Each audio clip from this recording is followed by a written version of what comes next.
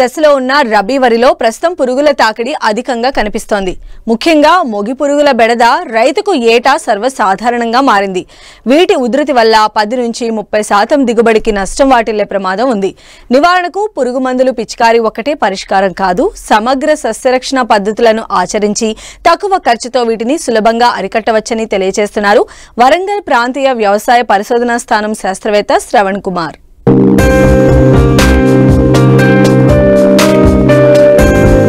తెలుగు రాష్ట్రాల్లో అన్ని ప్రాంతాల్లోనూ ప్రధాన పంట వరి. నాటు నుంచి కోత దశ వరకు కూలీల కొరత, సాగునీటి ఇబ్బందులతో అనేక సమస్యలను ఎదుర్కొంటున్న రైతుకు చీడపీడల నివారణ కూడా పెద్ద సవాల్గా మారింది. దీనికి ప్రధానంగా యాజమాన్య లోపాలు ఒక కారణమైతే, ప్రతికూల వాతావరణ పరిస్థితులు ఈ చీడపీడల ఉధృతికి దోహదపడుతున్నాయి. వరి సాగయ్యే అన్ని ప్రాంతాల్లోనూ ముగిపురుగు దాడి సర్వసాధారణంగా మారిపోయింది. ఇది నారుమడి దశ నుంచి పైరు కంకి వేసే దశ వరకు ఏ సమయంలో అయినా ఆశించి నష్టం కలగజేస్తోంది. వివిధ ప్రాంతాల్లో పిలక దశ నుండి దుబ్బు చేసే దశ వరకు వరి ఉంది. ఆలస్యమైన ప్రాంతాల్లో అక్కడక్కడ ఇంకా నాట్లు వేస్తున్నారు. అయితే ఈ సమయంలో మొగి పురుగును ముందస్తుగా అరికట్టేందుకు తీసుకోవాల్సిన జాగ్రత్తల గురించి తెలియజేస్తున్నారు వరంగల్ ప్రాంతీయ వ్యవసాయ పరిశోధనా స్థానం శాస్త్రవేత్త శ్రవణ్ కుమార్. ముఖ్యంగా ఈ ప్రస్తుత పరిస్థితుల్లో వరిని కాండం తొలచు పురుగు అనే పురుగు మనకి ఆశించి నష్టం చేయడం మనం గమనిస్తున్నాం. మనకి ముఖ్యంగా ఈ కాండం తొలచు పురుగు లేదా మొగి పురుగు యాజమాన్యం గురించి తెలుసుకోవడం చాలా ముఖ్యము. సో మనం ఇక్కడ గమనించినట్లయితే ఈ యాసంగి సీజన్లో వరి అనేది చాలా ప్రధానమైన ఆహార పంట.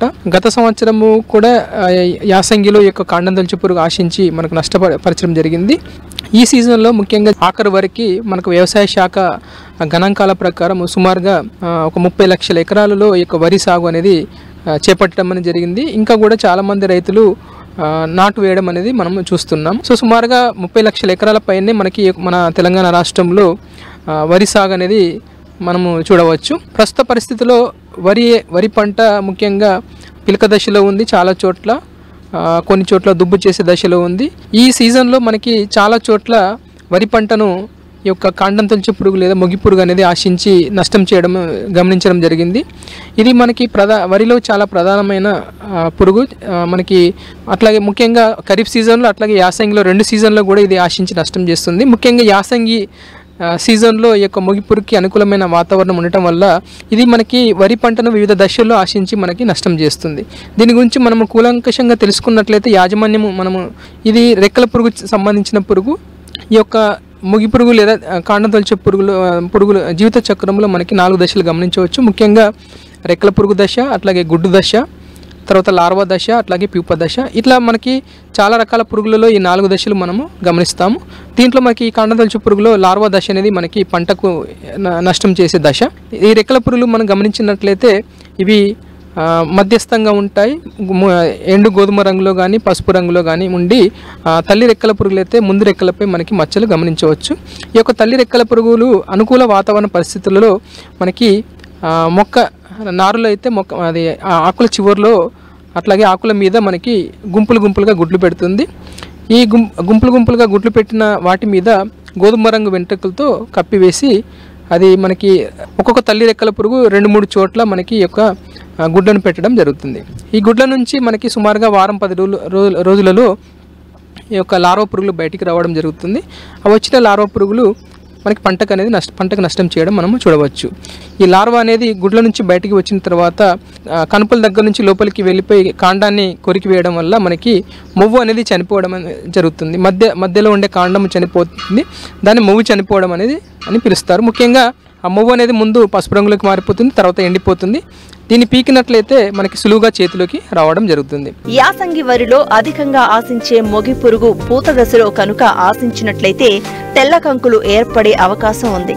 దీనిని గుర్తించిన వెంటనే నివారించకపోతే తీవ్రంగా నష్టపోయే ప్రమాదం ఉంది. దీని నివారణకు ఎలాంటి రసాయన మందులు పిచికారీ చేసి అరికట్టాలో ఇప్పుడు చూద్దాం. అట్లాగే అంకురం ఏర్పడే దశలో మనం ముఖ్యంగా పూత దశలో ఆశించినట్లయితే తెల్ల కంకులు ఏర్పడడం అనేది మనం గమనించవచ్చు. ఈ కంకులలో ఏంటంటే గింజలు ఏ ఒక్క గింజలో కూడా గింజ ఏర్పడడం జరగదు. మొత్తం అన్ని కూడా కంకిలోని అన్ని గింజలు కూడా తాలు గింజలుగా మారుతాయి. దీన్నే తెల్ల కంకులని పిలవడం జరుగుతుంది.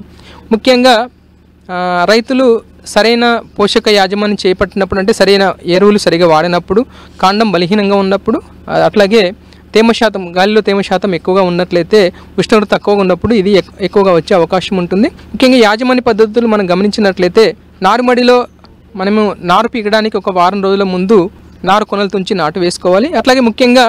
అట్లాగే రసాయనేతర పద్ధతులు వచ్చినట్లయితే లింగాకర్ష బుట్టలు కానీ లేదా దీప పెర్రలు, అట్లాగే సోలార్ దీప పెర్రలు పెట్టుకొని మనం మొగిపురుగు యొక్క రెక్కల పురుగు ఉనికిని మనం గమనించుకోవాలి. దాన్ని బట్టి మనము యాజమాన్య పద్ధతులు చేపట్టవచ్చు. అట్లాగే లింగాకర్ష బుట్టలకు వచ్చేసి ఒక ఎకరానికి 3 చొప్పున లింగాకర్ష బుట్టలు పెట్టుకొని ఈ యొక్క రెక్కల పురుగు ఉనికిని మనం గమనించుకోవాలి.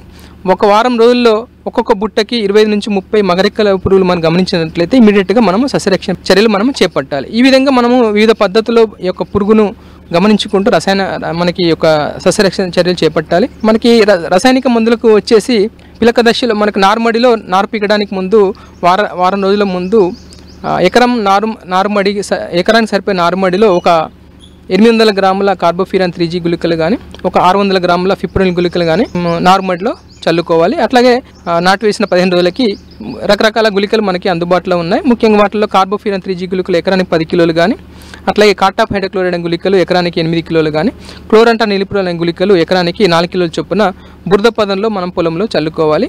అట్లాగే అప్పటికి కూడా మనకి ఈ యొక్క పురుగు మనకి కంట్రోల్ కాకపోతే ముఖ్యంగా కార్టాప్ హైడ్రోక్లోరైడ్ మందు 2 గ్రాముల లీటర్ నీటికి, లేదా క్లోరంటా నిలిప్రోల్ మందు 0.3 మిల్లీలీటర్లు లీటర్ నీటికి, లేదా ఎకరానికి 60 మిల్లీలీటర్ కానీ, లేదా మనకి కొత్తగా అందుబాటులోకి వచ్చిన మందుల్లో టెట్రా నిలిప్రోల్ మందు ఎకరానికి 100 మిల్లీలీటర్లు, లేదా సైక్లోసిరమ్ అనే మన కొత్త మందు మార్కెట్లోకి వచ్చింది. ఇది ఒక 120 ml ఎకరానికి చొప్పున మనము మార్చి యొక్క రసాయనిక మందులు పిచికారి చేసుకోవాలి.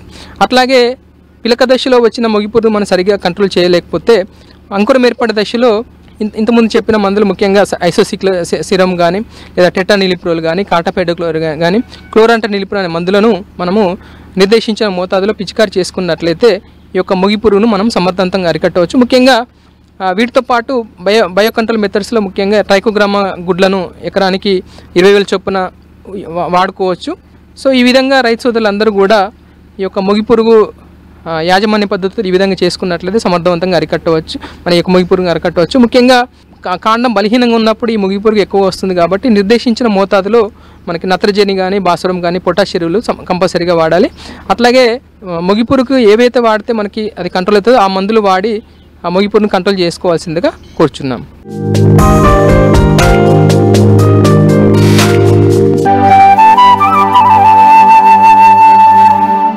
తక్కువ సమయంలో తక్కువ పెట్టుబడితో చేతికి వచ్చే పంట పెసర, మినుము. ఈ పంటల సాగుతో భూసారం పెరగడంతో పాటు తరువాత వేసే పంటకు మంచి పోషకాలను అందిస్తాయి. సాగు మొదటి నుంచే ఆయా ప్రాంతాలకు తగిన రకాలను ఎన్నుకొని సమయానుకూలంగా యాజమాన్య పద్ధతులు పాటించినట్లయితే మంచి దిగుబడులు పొందవచ్చు. ప్రస్తుతం వేసవి పంటగా పెసర, మినుమును సాగు చేసే రైతులు చేపట్టాల్సిన యాజమాన్య పద్ధతుల గురించి తెలియజేస్తున్నారు పాలెం కృషి విజ్ఞాన కేంద్రం ప్రోగ్రాం కోఆర్డినేటర్ ప్రభాకర్ రెడ్డి.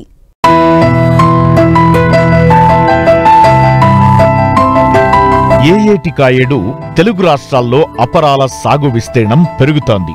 గత కొంతకాలంగా మార్కెట్లో మంచి ధరలు పలుకుతుండటంతో రైతులు సంప్రదాయ పంటల స్థానంలో స్వల్పకాలంలో అందివచ్చే పెసర, మినుము పంటలను రెండో పంటగా సాగు చేస్తున్నారు. ప్రస్తుతం వేసవి పంటలుగా పెసర, మినుము ఫిబ్రవరి మొదటి వారం నుంచి మార్చి మొదటి వారం వరకు విత్తుకునే అవకాశముంది. అయితే పెసర, మినుములో అధిక దిగుబడులను పొందాలంటే ఆయా ప్రాంతాలకు అనువైన రకాల ఎంపికతో పాటు మేలైన యాజమాన్య పద్ధతులను చేపట్టాలని రైతులకు సూచిస్తున్నారు ఉమ్మడి మహబూబ్ నగర్ జిల్లా పాలెం కృషి విజ్ఞాన కేంద్రం ప్రోగ్రాం కోఆర్డినేటర్ ప్రభాకర్ రెడ్డి. వేసవి పెసర మరియు మినుము పంటని ఈ యొక్క మనం ఫిబ్రవరి మొదటి వారం నుంచి మార్చి మొదటి వారం వరకు విత్తుకునే అవకాశం ఉంది. సో ముఖ్యంగా ఈ యొక్క వేసవి కాలంలో ఈ యొక్క పెసర మరియు మినుము పంటలు విత్తుకోవాలనుకున్నప్పుడు మనకు సాగునీటి సౌకర్యం తప్పకుండా ఉండాలి. మనం తప్పకుండా పంట కాలంలో 3 నుంచి 4 తడులు ఇచ్చే విధంగా మనం సాగునీటి సౌకర్యం ఉన్నప్పుడు మనం ఈ యొక్క వేసవి పంటగా పెసరను మరియు మినుమును విత్తుకునే అవకాశం ఉంటుంది. సో వరి మాగాణుల్లో కానీ పత్తి తీసిన తర్వాత కానీ మనం ఈ యొక్క పంటను వేసుకోవచ్చు. చాలామంది రైతులు యాసంగి వేరుశనగ తీసిన తర్వాత కూడా ఈ యొక్క పెసర మినుముని యాసంగి పంటగా వేసవి పంటగా మనం వేసుకునే అవకాశం ఉంది. సో దీంట్లో కనుక ముఖ్యంగా చూసినప్పుడు పెసరకు అనుకూలమైన రకాలు కనుక చూసినట్లయితే WGG 42 కానీ MGG 295 కానీ WGG 37 కానీ సో ఈ రకాలు వేసవి పంట కాలానికి అనుకూలం. అలాగే మినుము రకాలను కనుక చూసినట్లయితే GBG 1 కానీ MBG 1070 కానీ లేదంటే PU 31 అనే రకాలు LBG 752 అనే రకాలు ఈ యొక్క వేసవి మినుము పంట కాలానికి అనుకూలం. ముఖ్యంగా చూసినట్లయితే ఈ యొక్క ఒక ఎకరాకి మనకు 10 నుంచి 12 కిలోల విత్తనం అవసరం పడుతుంది. మనకు సీడ్ డ్రిల్తో వేసుకున్నట్లయితే 10 కిలోలు సరిపోతుంది. చల్లే రైతులకైతే 10 నుంచి 14 కిలోల వరకు కూడా సీడ్ అవసరం పడే అవకాశం ఉంటుంది. కాబట్టి ముఖ్యంగా పెసర మరియు మినుము పంటకు సో అనుకూలమైన నేలలు కనుక చూసినట్లయితే మనకు నల్లరేగడి నేలలు కానీ లేదంటే బలం కలిగిన ఎర్ర నేలలు మనకు అనుకూలంగా ఉంటాయి. చెలక నేలల్లో వేసుకున్నట్లయితే దిగుబడి తక్కువ వచ్చే అవకాశం ఉంటుంది. ముఖ్యంగా ఈ వేసవి పంట కాలంలో మొక్క పెరిగే అవకాశం తక్కువగా ఉంటుంది కాబట్టి మనం మొక్కల సంఖ్యను పెంచుకోవాలి. దీని గురించి కానీ మనం విత్తన మోతాదుని మనం ఎక్కువగా తీసుకునే అవకాశం ఉంటుంది. ముఖ్యంగా కలుపు యాజమాన్యం కనుక చూసినట్లయితే మినుము మరియు పెసర పంట విత్తిన తర్వాత 48 గంటల్లోపు పెండిమిథిలిన్ అనే కలుపు మందును 1.2 లీటర్ ఒక ఎకరాకు 200 లీటర్ల నీటిలో కలిపి మనం పిచికారీ చేసుకోవాల్సిన అవసరం ఉంటుంది. సో దీని ద్వారా రాబోయే 30 రోజుల్లో ఈ యొక్క కలుపుని నివారించుకునే అవకాశం ఉంటుంది. దాంతోపాటు పంట విత్తిన 15 నుంచి 25 రోజుల మధ్య కాలంలో ఈ యొక్క కలుపు యొక్క వయసును బట్టి మనం షాకేద్ కానీ ఇమాజిత్ పర్స్యూట్ కానీ సో ఈ మందులు మనం పిచికారీ చేసుకున్నట్లయితే కలుపును మనం నివారించుకునే అవకాశం ఉంటుంది. దాంతోపాటు రసాయన ఎరువుల యాజమాన్యం కనుక చూసినట్లయితే పంట విత్తేటప్పుడు మనకు సీడ్ డ్రిల్ ద్వారా విత్తుకున్నట్లయితే విత్తన మోతాదుతో పాటు ఒక బ్యాగు DAPని మనం సీడ్ డ్రిల్ ద్వారా వేసుకునే అవకాశం ఉంటుంది. DAP లేకపోతే ఒక 2 బ్యాగుల సింగిల్ సూపర్ ఫాస్ఫేట్ కూడా వేసుకునే అవకాశం ఉంటుంది. దాంతోపాటు మరి విత్తిన 30 రోజుల తర్వాత అంటే పూత దశలో మనం ఒక 18 కిలోల యూరియా ఒక ఎకరాకు వేసుకోవాల్సిన అవసరం ఉంటుంది. ఎప్పుడైతే పూత దశలో మనం రసాయన ఎరువులు వేయని దశలో మనం పైనుంచి పిచికారీ చేసుకోవాలి. ముఖ్యంగా 19 కానీ 13-0.5 కానీ సో 5 గ్రాములు 1 లీటర్ నీటి కలిపి పైపాటుగా పిచికారీ చేసుకున్నట్లయితే చాలా వరకు కూడా ఈ యొక్క దిగుబడి వచ్చే అవకాశం ఉంటుంది.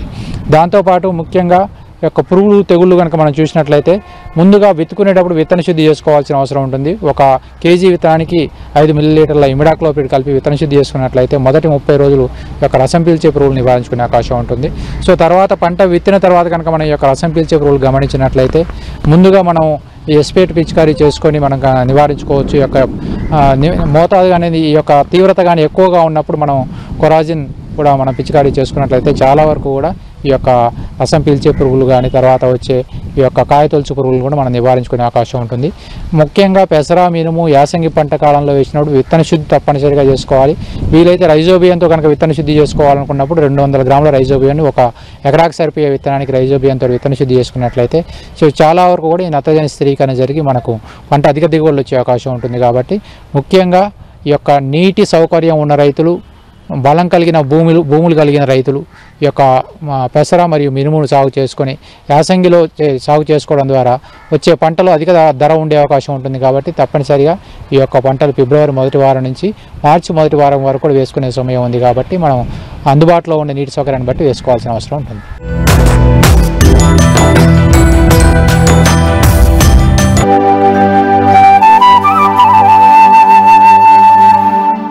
వేసవి వచ్చిందంటే చాలు కూరగాయల ధరలు మండిపోతాయి. ముఖ్యంగా తీగజాతి కూరగాయలైన బీర, సొర, దొండ, కాకర, దోస పంటలకు డిమాండ్ ఎక్కువ. నీటి వసతి ఉన్న రైతులు అధికంగా బీరను సాగు చేస్తూ ఉంటారు. అయితే పెరుగుతున్న ఉష్ణోగ్రతలకు మొక్కలు సరిగా ఎదగకపోవడం, ఇటు చీడపీడలు అధికంగా ఆశించి దిగుబడులు తగ్గే అవకాశం ఉంది. కాబట్టి ఆయా ప్రాంతాలకు అనువైన రకాలను ఎన్నుకొని మేలైన యాజమాన్య పద్ధతులు పాటించినట్లయితే నాణ్యమైన అధిక దిగుబడులు పొందవచ్చని తెలియజేస్తున్నారు బెల్లంపల్లి కృషి విజ్ఞాన కేంద్రం కోఆర్డినేటర్ శివకృష్ణ.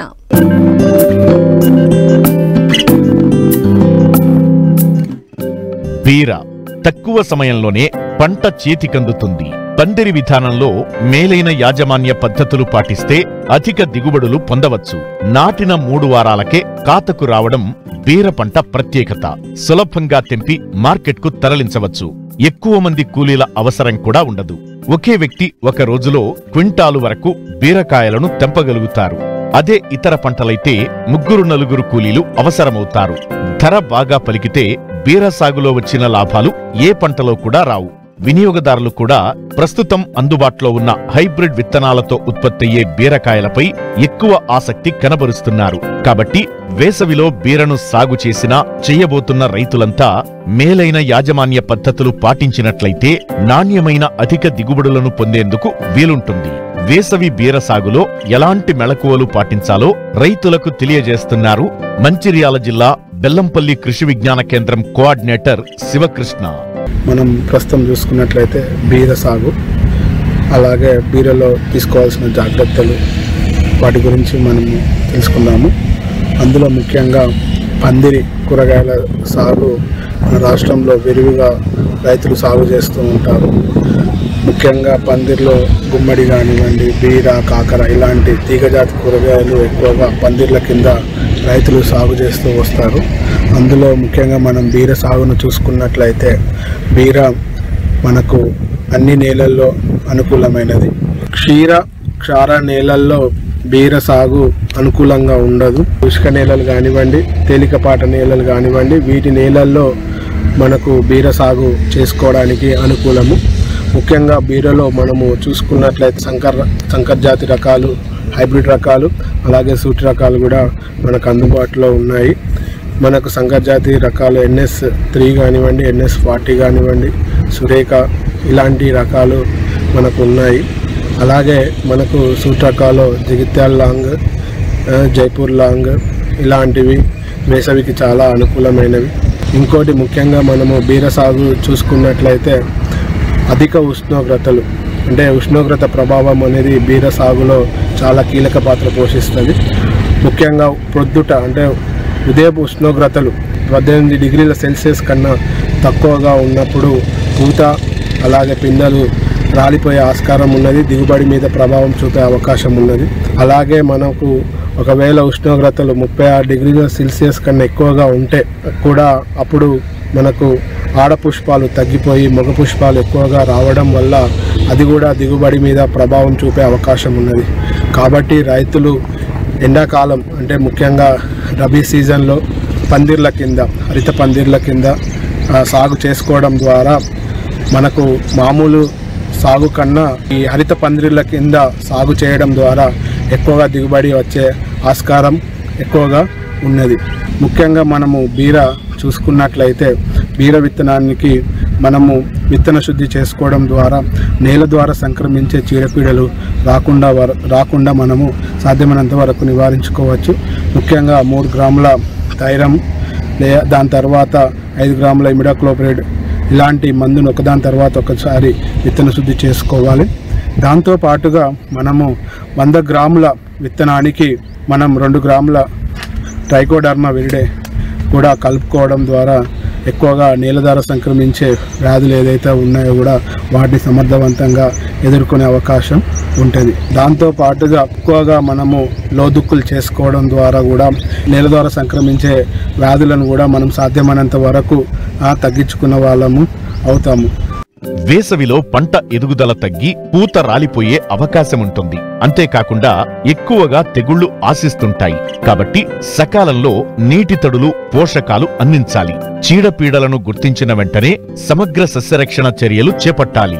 ముఖ్యంగా తీగజాతి కూరగాయలలో ఎండాకాలంలో ఎక్కువగా వేడి ఉండడం వల్ల ఆడపుష్పాలు తక్కువగా రావడం అవకాశం ఉంటుంది. కాబట్టి మగ పుష్పాలు ఎక్కువగా వచ్చే అవకాశం ఉంటుంది. కాబట్టి రైతులు విత్తిన 15 రోజులకు బోరాక్స్ అలాగే ఇథిరాల్ 1 లీటర్ నీటికి అంటే 2.5 ml లీటర్ నీటికి కలుపుకొని 2 దఫాలుగా పిచికారీ చేసుకోవడం ద్వారా మనకు ఆడపుష్పాలు ఎక్కువగా వచ్చే అవకాశం ఉంది, దిగుబడి కూడా ఎక్కువగా వచ్చే అవకాశము ఉన్నది.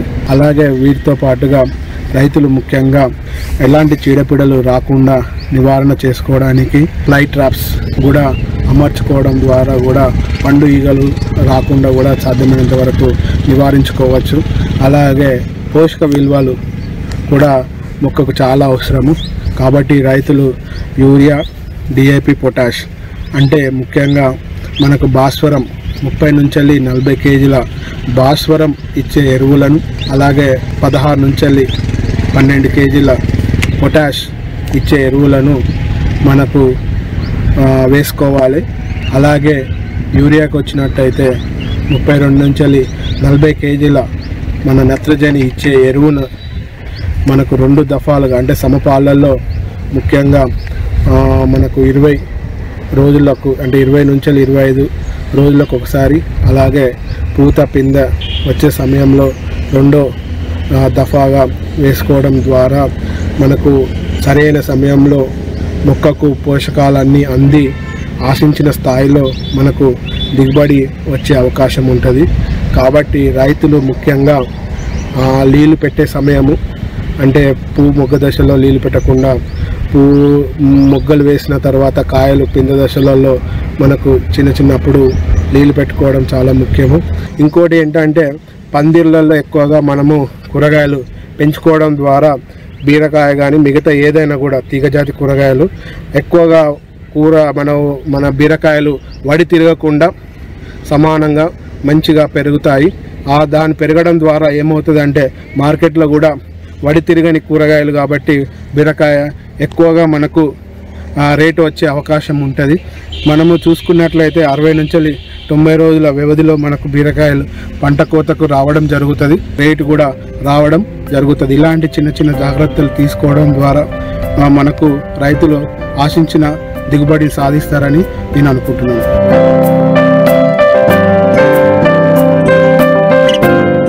మరిన్ని ఆసక్తికరమైన విశేషాలతో ప్రతిభా బయోటెక్ సమర్పిస్తున్న వారు పర్ఫెక్ట్ మరియు speciality nutrient division Coromandel international limited మట్టి మనిషి కార్యక్రమంలో మళ్ళీ కలుసుకుందాం.